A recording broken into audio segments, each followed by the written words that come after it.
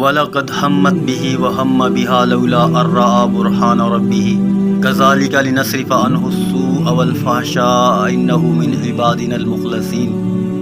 اور اس عورت نے تو واضح طور پر یوسف کے ساتھ برائی کا ارادہ کر لیا تھا، اور یوسف کے دل میں بھی اس عورت کا خیال آ چلا تھا، اگر وہ اپنے رب کی دلیل کو نہ دیکھ لیتے۔ ہم نے ایسا اس لیے کیا تاکہ ان سے برائی اور بے حیائی کا رخ پھیر دیں، بے شک وہ ہمارے منتخب بندوں میں سے تھے۔ وَاسْتَبَقَ الْبَابَ وَقَدَّتْ قَمِيصُهُ مِن دُبُرٍ وَأَلْفَ يَا سَيِّدَهَا لَدَى الْبَابِ قَالَتْ مَا جَزَاءُ مَنْ أَرَادَ بِأَهْلِكَ سُوءًا إِلَّا أَنْ يُسْجَنَ أَوْ عَذَابٌ أَلِيمٌ۔ اور دونوں آگے پیچھے دروازے کی طرف دوڑے، اور اس کشمکش میں اس عورت نے اس کی قمیض کو پیچھے کی طرف سے پھاڑ ڈالا۔ اتنے میں دونوں نے اس عورت کے شوہر کو اپنے دروازے پر کھڑا پایا۔ اس عورت نے فوراً بات بنانے کے لیے اپنے شوہر سے کہا کہ جو کوئی تمہاری بیوی کے ساتھ برائی کا ارادہ کرے، اس کی سزا اس کے سوا اور کیا ہے؟